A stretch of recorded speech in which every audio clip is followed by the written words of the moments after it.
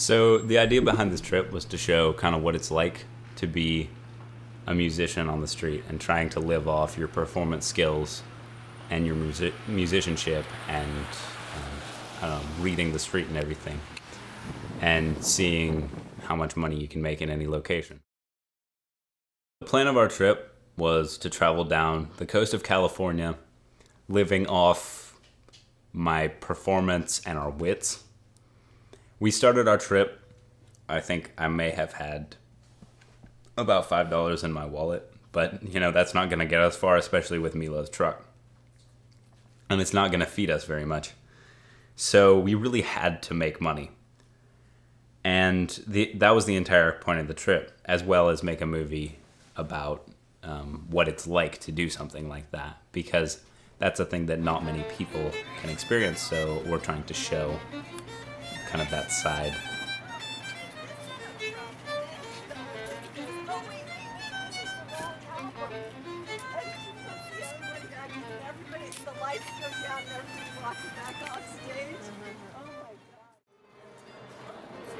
We actually started in Old Sacramento, and we started in the tunnel between K Street and Old Town, and there was really no one there at the time, but we still managed to make about $17, which was pretty good for the trip because it was a Saturday night.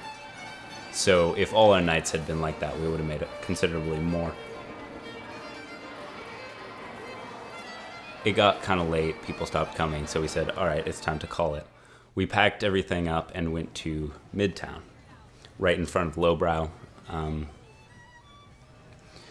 And I found a place to play. It was kind of empty, but I was out of people's way. And the reason we had to play there was because there was music playing everywhere else, and we couldn't play in front of the music, and we couldn't compete with the music. And so we played in this kind of empty location, and no one was walking by, no one was dropping money in the case or anything. So Milo says, hey, we can just go back to my truck and play on that. But the thing is, his truck was in front of a club that was just playing music, and you'd hear the bass thumping from inside the club. And I didn't really want to compete with that. So at first I was a little bit sketch about playing there.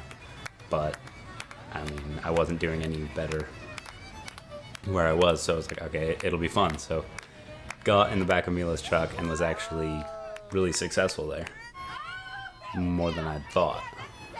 And I mean, people were walking by and just hollering at me. One lady was on a bike trolley, and she had the trolley flip like this U-turn in front of all these cars, really sketch thing to do, just so she could come and listen to me. And so I gave her like a concert.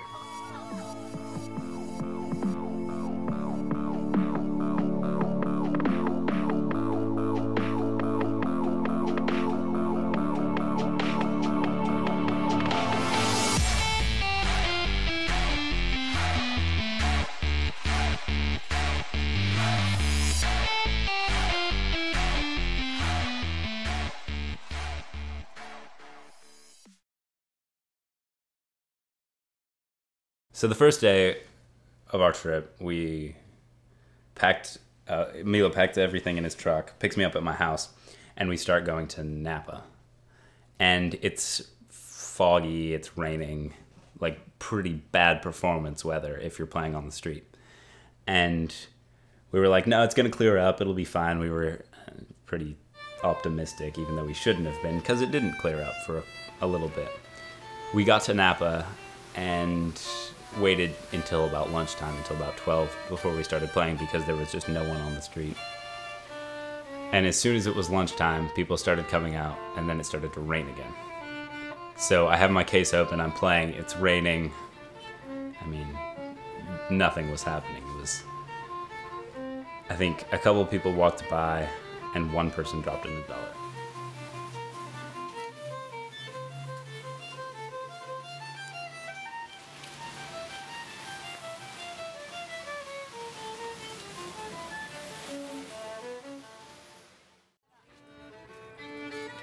So we got into Yountville, and there's a bakery there, Bouchon, and I started playing in front of it. I had my sunglasses on, and everyone was just walking by, not paying any attention. And as soon as I took my sunglasses off and was able to make like eye contact with people and have a connection, people started putting money in the case. So that was the first lesson we learned from the trip: sunglasses. And more connection is more money.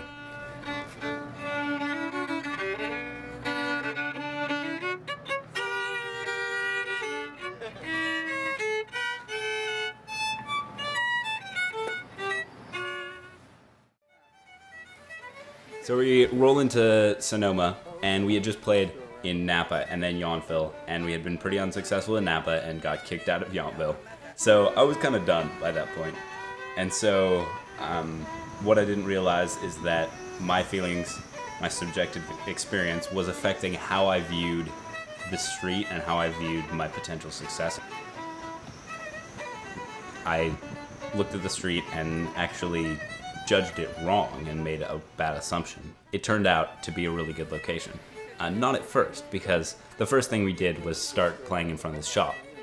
And within 2 songs, this lady comes out and just kicks us out. She's like, "No one can hear in my shop, thank you." Say what just happened. What just happened? What? What just happened? She just kicked me out. She what? She kicked me out.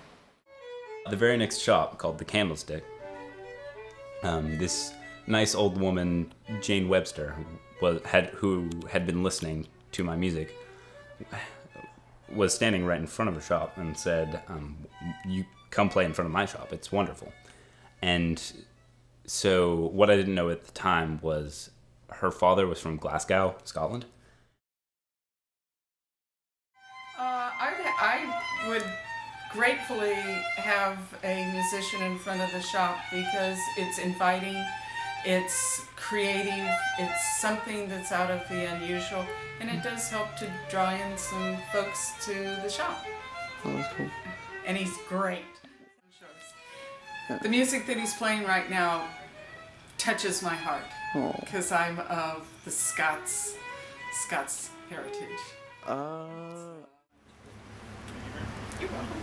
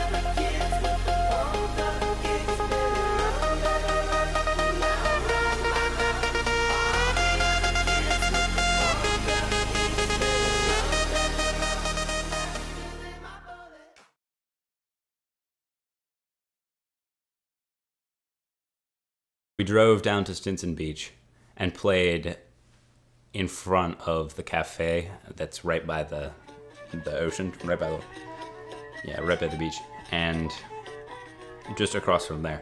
And I start playing, and 30 minutes later, a capoeira player from Brazil, it's the instrument that you play with a little stone and a shaker, and it has one long string, kind of looks like a bow. And he gets out of his car with his instrument. He's like, "Hey man, let's jam." Didn't even ask if I could improvise, but well, I can, which was good. And we played for about 20 minutes, and I'm pretty sure we made a historic combination of instruments never seen before or since. And we attracted quite a crowd from that because, I mean, what is that instrument and why is it playing with a violinist? You do a little short, honey? Yeah, okay. You guys take a picture? Of course. Do the same one? Hold on, hold on.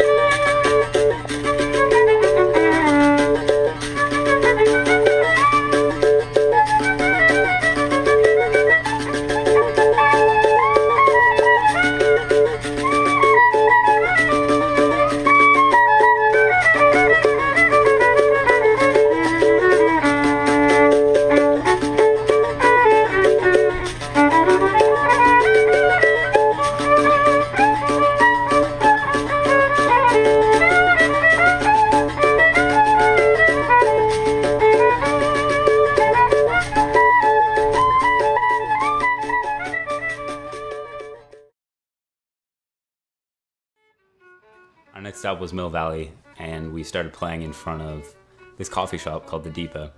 And I put my case on a cement picnic table and stood on another table right behind it. And everyone in the square could see me, which was really good for me because everyone would see me and then they'd come over and they'd listen and they'd put money in the case. It was also good that there were a lot of benches all around where I was playing. So in a very short time, we made about $20, which is pretty good for the like 8:30 when we were playing on a Tuesday night.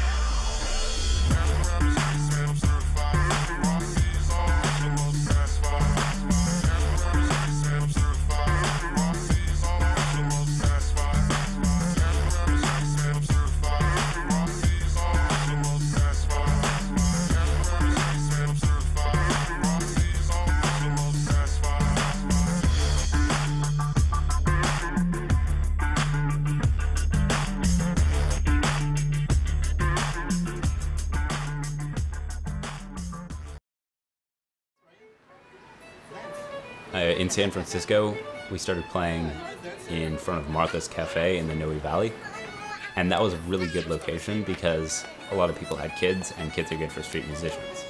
So whenever I saw a kid, even from like down the street, if I got their attention at all, they could not keep their eyes off me, like all the way until they were out of sight. So as I was playing in front of Martha's, this little kid started dancing, and he looked just so happy. And all of a sudden, he fell into one of the chairs that was like set up, one of the metal chairs. And for about 20 seconds, he was crying, maybe 45, maybe a minute. And then started dancing again, just like little kids do. Give him your email, maybe he's gonna put it on YouTube.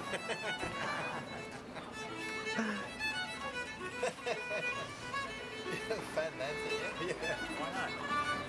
Why not? Yeah. And Max, you see my French fish. How do you do, young lady? As we were playing in the Castro, I had picked a pretty poor location. Just like Napa, I had picked a place that wasn't on a street corner or in front of any major businesses where a lot of people were going. So people were just walking by, and I mean, quite a few people walked by, but they had places to be and they weren't paying much attention to the music. Only a few people stopped, and one of them was a musician and his partner, so that wasn't too successful a location.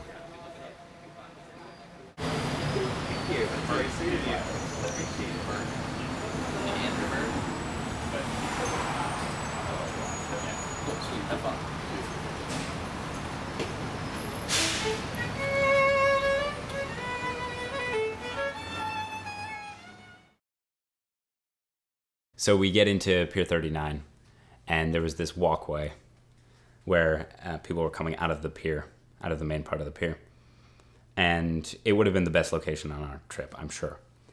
I put out my case, and already there's a ring around me, mostly of children, which, I mean, that's awesome for me, because children get their parents to give money, and parents think it's cute when their kids are giving money.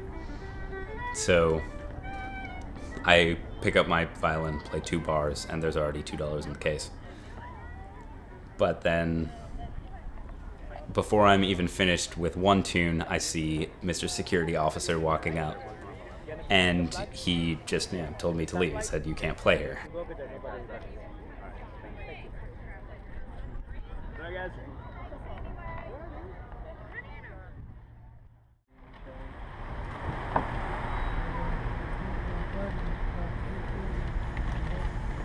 So this is like, I'm part of it.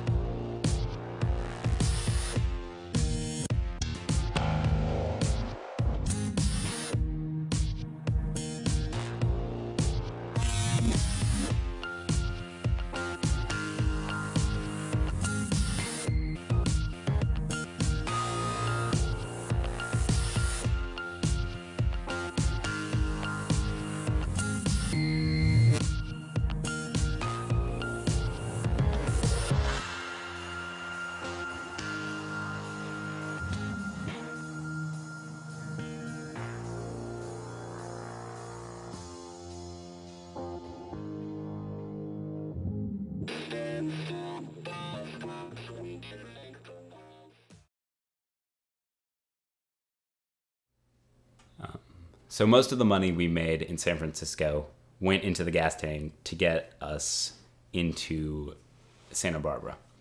We get into town with just enough for $10 on the tank and pocket change for an energy drink so I could actually play.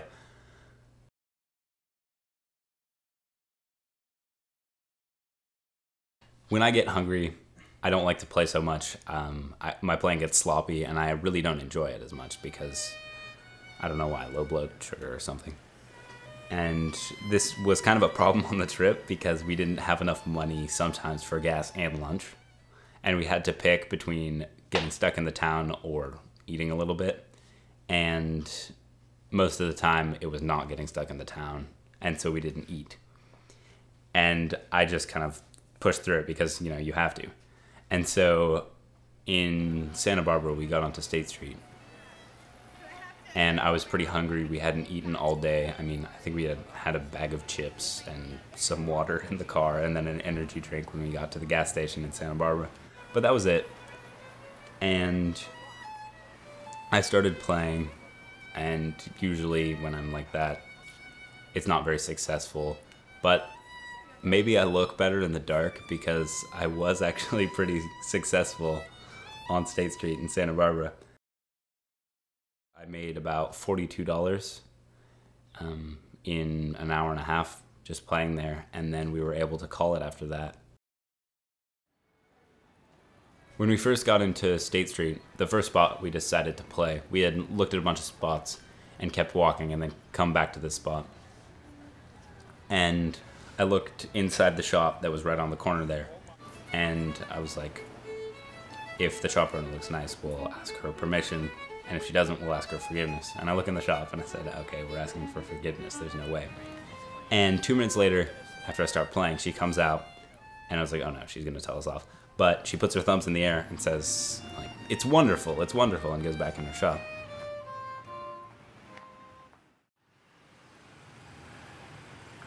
So as I was playing, this homeless man, younger homeless man, kind of guy who looks like he's from Portland, he was from Portland, walks up to me, and as soon as I finish the song, he's like, hey man, I need to borrow some money, pretty much. Like, there was more to it, but he needed to borrow money for this accordion he had seen in a shop window that he was $4 short for. Someone had been really impressed with my music, so they had walked up and handed me a 5 personally. And so, I mean, I believed his story, and so I handed him the 5. And he was like, thank you so much, man. And he disappeared. We didn't see him for the next, like, 3 hours. And he's like, yeah, I'm gonna come right back as soon as I get the accordion. And Milo and I were just like, okay, this guy has just taken our 5, which we could have used to buy lunch today. Or we're walking around, and we were, like, kind of antsy, and we were scanning all the homeless people to see if it was, you know, our guy. And we saw him, and I pointed him out. I was like, Milo, there he is, let's go. And so we started kind of booking it up the street, walking really fast. And Milo got his GoPro, and we started filming. And we crossed the street, and we see he has this huge case with him. And we're like, oh, he wasn't, like, playing with us. It was, like, the best experience ever. Faith in humanity has been restored. And he was, like, a really cool guy. We tried to jam with him, but he wasn't very good at the accordion.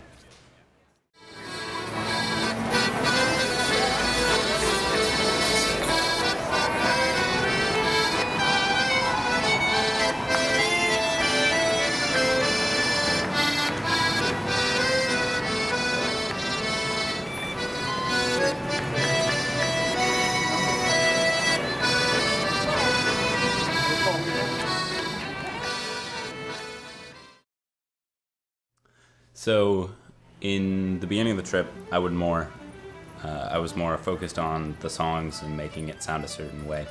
But I only know a certain number of songs really well enough that I can play them from memory, somewhat performance ready, which is the type of songs I needed to play on the trip. And as the trip progressed, I got better and better at those songs and more comfortable with playing on the street. So my ability to perform and the quality of my performance drastically improved, and that really benefited us financially on the trip.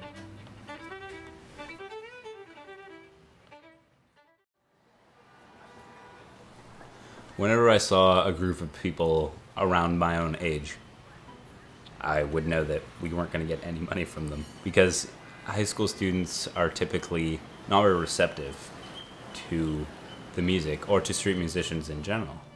And I mean, I know Milo had an experience of not giving street musicians any money before this trip, but we were thinking about it, especially on State Street, and we were walking by some quality street musicians, and every time we would give them money, which had come to me because I was playing as a street musician.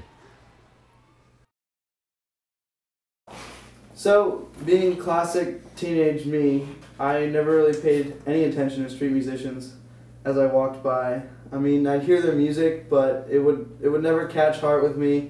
I never gave them change until I took this trip. And it's because I realized that we were playing for money. If we didn't make money, we wouldn't eat, or we wouldn't go to our next city, and that was our means of travel down the coast. And so with that in mind, as I walked past multiple other street musicians on our trip, I always made sure to drop a nickel or a dime in their case. Even if it wasn't much, it was more attention than I paid to them before.